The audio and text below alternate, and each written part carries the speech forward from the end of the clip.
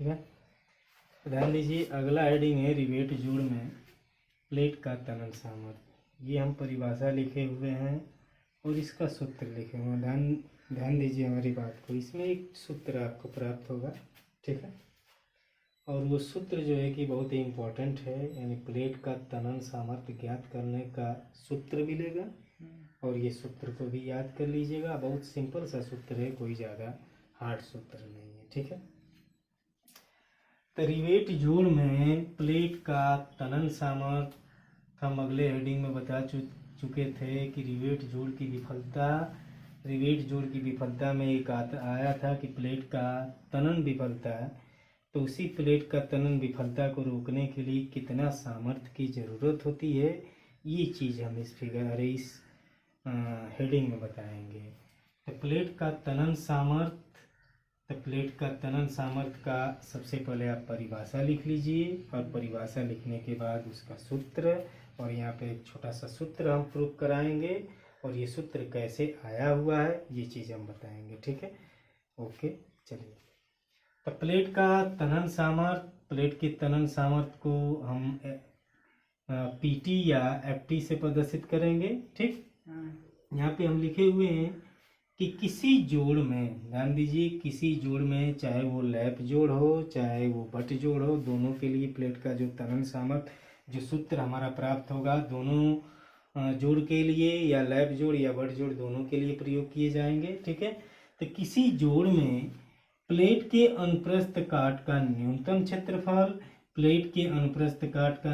क्षेत्रफल, इसके बारे में हम बताए हैं कि प्लेट उसी जगह फटता है जहाँ पर प्लेट का न्यूनतम क्षेत्रफल प्राप्त होता है। तो प्लेट के अनुप्रस्थ काट का न्यूनतम क्षेत्रफल तथा प्लेट के अनुज्ञेय तनन प्रतिबल के गुणनफल को, ठीक है, प्लेट का तनन सामर्थ्य कहते हैं। इसे पीटी या एफटी से प्रदर्शित करते हैं। आप इसको ये भी लिख सकते हैं कि किसी जोड़ में प्लेट का तनन सामर्थ्य प्लेट के अनुप्रस्थ काट के न्यूनतम क्षेत्रफल तथा प्लेट के अनुज्ञेय तनन प्रतिबल के गुणनफल के बराबर होता है। ये भी आप लिख सकते हैं, जैसे भी आप लिखना चाहें लिख सकते हैं। इसे पीटी या एफटी से प्रदर्शित करते हैं। इतना तो क्लियर हो गए। यहाँ पे हम लिखे हैं कि पीटी या एफटी इक्वल टू होता है प्लेट के अनुप्रस्थ काट का न्यूनतम क्षेत्रफल इंटू प्लेट के अनुज्ञेय तनन प्रतिबल। यहाँ पे हम शॉर्ट में लिखे हुए हैं A net into small FT. Small FT plate के अनुज्ञेय तनन प्रतिबल को प्रदर्शित करता है। अब प्लेट के अनुप्रस्थ काट के न्यूनतम क्षेत्रफल को हम यहाँ पे प्रदर्शित किए हुए ए नेट से। ए का मतलब हो गया एरिया, ठीक है। नेट का मतलब हो गया आपका शुद्ध, यानी शुद्ध एरिया, या इसको हम निबल क्षेत्रफल भी बोल सकते हैं, ठीक है। तो प्लेट का तनन सामर्थ्य इक्वल टू होता है ए नेट इंटू एफटी। एफटी को एक और चीज से प्रदर्शित आप कर सकते हैं। इसको हम सिग्मा एटी से भी प्रदर्शित करेंगे। तो इस तरह आपका सूत्र हो जाएगा पीटी या FT equal to A net into sigma AT. ये भी आप लिख सकते हैं। तो क्लियर होगी ना हो? ठीक है। अब एक प्रूफ हमन करेंगे कि ए नेट कैसे निकले। तो ए नेट निकालने के लिए एक छोटा सा हम यहाँ पे फिगर बनाए हुए हैं। यहाँ पे फिगर बनल एक छोटा सा हम प्लेट लिए हुए हैं, ठीक। इस प्लेट की चौड़ाई को हम बी से प्रदर्शित किए हुए हैं, प्लेट की मोटाई को टी से, ठीक। इसमें एक पंक्ति में हम रिवेट लगाए हुए हैं, जिसमें इस पंक्ति में 3 रिवेट लगे हुए हैं, और इसको हम काट के देख रहे हैं, यानी काट के इधर से देख रहे हैं। तो यहाँ पे हम देख रहे हैं कि ये जो प्लेट है, प्लेट की चौड़ाई बी और प्लेट का मोटैया कितना हो तो टी हो। एमन 3 गो रिवेट लगल है। तो तीनों रिवेट के यहाँ पे दिखाए कि एकर व्यास जो है कि डी है, हेउ का व्यास जो है कि डी है, इसका भी व्यास आपका क्या है, डी है। यानी जो भी रिवेट लगाएंगे तो उस समान रिवेट लगाएंगे, ठीक है। एक चीज याद रखिएगा कि इसमें जो ये डी है ये रिवेट का सकल व्यास है, सकल व्यास। इसके बारे में हम आपको बता चुके हैं कि जब भी हम रिवेट को किसी प्लेट में लगा देते हैं तो उस समय उस रिवेट का व्यास सकल व्यास होता है। तो यहाँ पे प्लेट में हम लगा चुके हैं, तो इस समय रिवेट का व्यास जो होगा वो कौन सा व्यास होगा? सकल व्यास है। तो एक बारे में एक छोटा सा हेडिंग वाक्य के रूप में आप लिखेंगे क्या है? तो क्लियर हो गई ना हो? तो इमल ई लिखा कि मान ला एक प्लेट है, इस प्लेट की चौड़ाई b तथा मोटाई t है। इतना तो लिख लेगा, ठीक, लिख लेगा कि माना एक प्लेट की चौड़ाई b तथा मोटाई आपकी t है। इसमें d मान के रिवेट व्यास द्वारा इसको जोड़ा गया है, ठीक है। तब तनन सामर्थ्य या निबल क्षेत्रफल, तो निबल क्षेत्रफल का होगा मिटा देते हैं, ठीक। निबल क्षेत्रफल यहाँ पे हम फिगर में बना के एनेट निकाल रहे हैं। तो एनेट इक्वल टू का होला कि एनेट में हमन के का करेगी कि पहले कुल क्षेत्रफल निकाल लेवे के, प्लेट का पहले कुल क्षेत्रफल निकाले के, आ जितना हमन का रिवेट का कटौती है करत है जा, ठीक है, ओकर क्षेत्रफल निकाल के उमन से घटा देवे के, तो जौन क्षेत्रफल प्राप्त हुई वही के हमन का निबल क्षेत्रफल बोलल जाए, ठीक है। यानी यहाँ से प्लेट खातिर जो छिद्र किए हैं उसका क्षेत्रफल, यहाँ पे भी प्लेट खातिर अरे रिवेट खातिर जो छिद्र किए हैं उसका क्षेत्रफल और इसका क्षेत्रफल, तीनों का क्षेत्रफल निकाल के हमन का कुल क्षेत्रफल में से घटा देवे के तो निबल क्षेत्रफल प्राप्त हो जाए, ठीक। तो पहले हमन के निकाले कि कुल क्षेत्रफल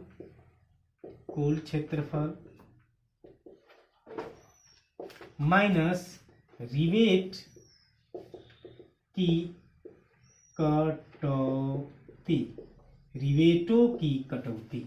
तो कुल क्षेत्रफल बड़ा सिंपल सा है, कुल क्षेत्रफल निकलवा तो कहबा प्लेट का कुल क्षेत्रफल d इंटू टी, ये तो क्लियर हो गई। एमन से हमन का रिवेट का घटा दे रखे, तो ध्यान दें एक रिवेट का कितना घटी, इधर देखिए एक रिवेट का कितना घटेगा, डी हुए अगर मोटैया कितना टी हुए, तो एक रिवेट का कितना घटी dt।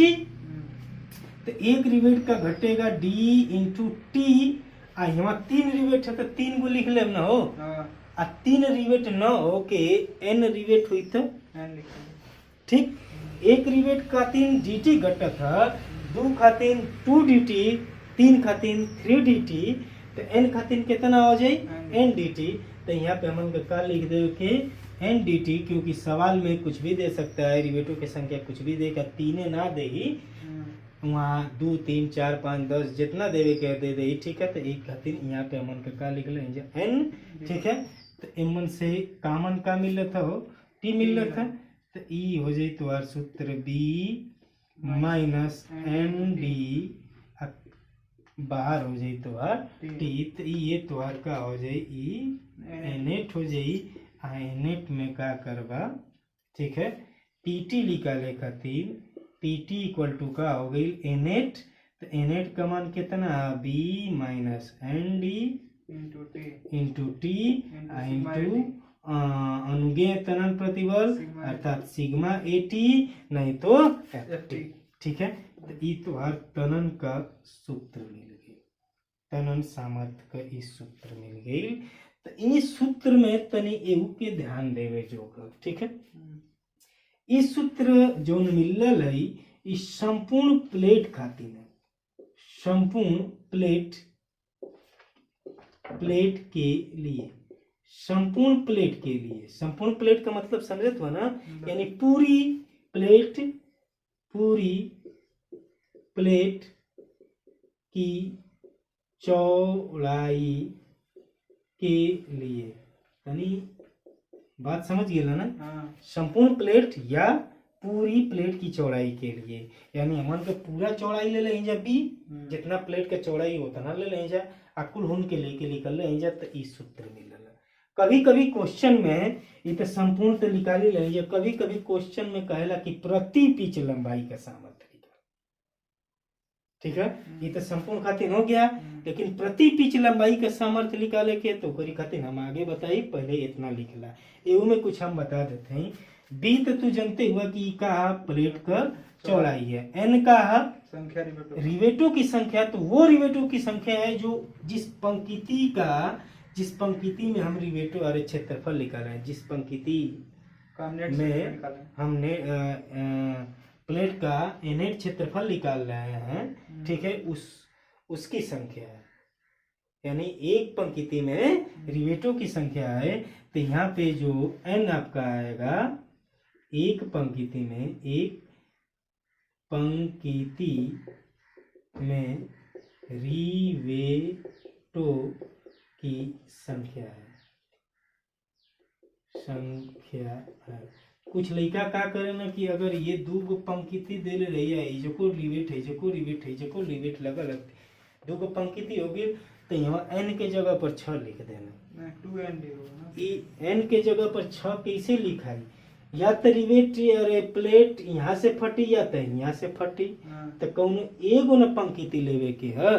तो जवन एगो पंक्ति लियाई, वो पंक्ति में जो संख्या हुए रिवेट का उ लेवल है, यानी n इक्वल टू एक पंक्ति में रिवेटों की संख्या जहां से प्लेट फटने का प्रयास करता है, मतलब n जहां मिनिमम हो।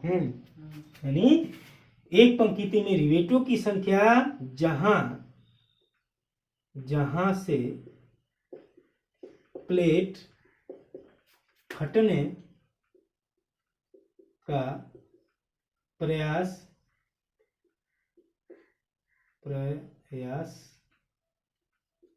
करता है। अब हमारी बात समझ गई ना? एक पंक्ति में रिवेटों की संख्या जहां से प्लेट फटने का प्रयास करता है। अब आगे आवा देखा है T equal to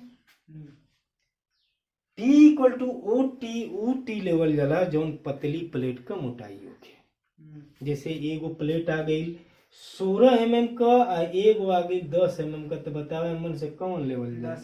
10 mm level जाए। काहे कि 10 mm ज्यादा तक क्रियाशील होला और वही फटे का प्रयास करी, अर्थात टी इक्वल टू पतली प्लेट की मोटाई। ठीक है। हाँ, एनेट तो ये स्थिर रही, एक ही तो किताब में प्रश्न में देले रही, एक मान ना देले रही तो एक मान 150 होला, नहीं तो 140 होला, नहीं तो 156 लिख लिया, जैसन देले रही। ठीक है, उमन देले रही। ठीक है, एक मान एनेट का जौन मान होला 140 न्यूटन प्रति mm² से लेके 156 न्यूटन प्रति mm² तक होता है। अगर प्रश्न में दिया है तब तो ठीक है, प्रश्न में या तो 140 दे ले रही या 145 या 150 दे ले वो के प्रयोग कर लिया, ना दे ले रही तो ज्यादातर प्रयोग करल जाला हमन के कितना, तो 150 न्यूटन पर mm²। बात समझ गिला ना? तो इतना लिखला, तो ई जोन सामर्थ्य आइल केकरी खातिर आइल, एक बार फिर से समझला, संपूर्ण प्लेट के लिए, अर्थात पूरी प्लेट की चौड़ाई के लिए। कभी कभी क्वेश्चन में प्रति पिच लंबाई का भी सामर्थ्य पूछ लेला, तो इतना लिखला, तो ओके हम बताओ थे कि प्रति पिच लंबाई का सामर्थ्य। प्लेट का तनन सामर्थ्य के बारे में समझ गए ना? यानी PT equal to B minus ND into T into sigma AT। ठीक है, तो B के बारे में समझ गया है, एक एक पॉइंट हम समझा दें। B होता है प्लेट की संपूर्ण चौड़ाई। ठीक, N क्या होता है? पंक्तियों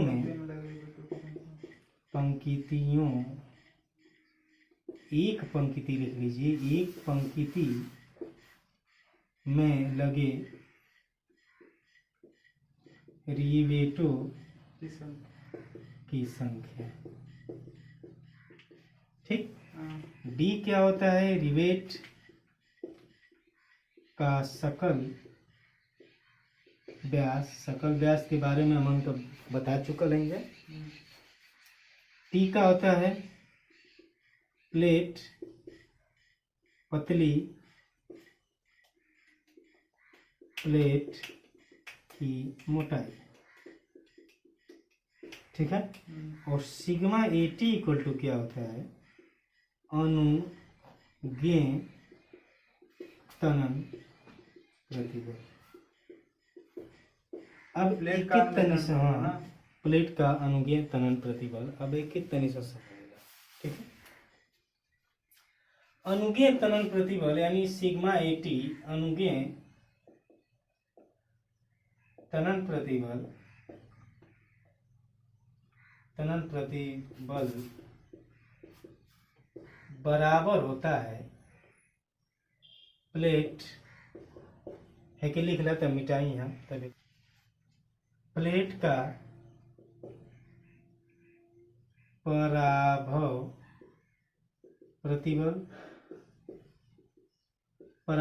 प्रतिबल के हमन का एफ वाई से प्रदर्शित करल जाला, ठीक है।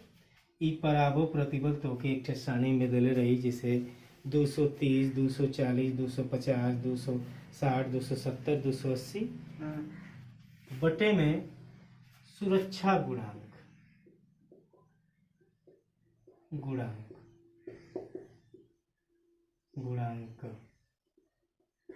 ये जो है कि IS कोड 800/1984 के अनुसार, समझ रहे हैं ना। एक लिख लिया, कभी कभी SSC के थ्रू पूछ देता है कि अनुगे तनन प्रतिबल का मान IS 1984 के अनुसार कितना होता है, तो इसका सूत्र हम लिख दिए, प्लेट का पराभव प्रतिबल FY बटे में सुरक्षा गुणांक, ठीक है। तो ध्यान दीजिए, अनुगे यानी सिग्मा एटी या इसको स्मॉल FT का नाम दे देंगे, तो ये होता है FY और सुरक्षा गुणांक के हमन का 1.67 मान चला। क्लियर हो गई ना, 1.67। अब कुछ पॉइंट और ही है, ये के लिखना, ठीक है। अगर प्लेट की मोटाई एगो सारणी में लगाला अनुगे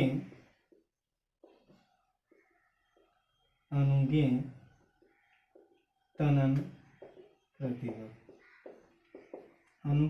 प्रतिबल, तो अगर प्लेट का मोटाई, ठीक है, 20 mm, प्लेट की मोटाई मलाई टी ले लेते हैं, प्लेट की मोटाई 20 mm से कम होती है, 20 mm से कम होती है, तो अनुगे प्रतिबल का मान 150 न्यूटन प्रति mm² रखा जाएगा। ये SSC में पूछा जा चुका है, ठीक है। और इसमें FY का मान ठीक है, कितना रहता है? हाँ, इसमें अनुगे प्रभाव प्रतिबल हम बता रहे हैं।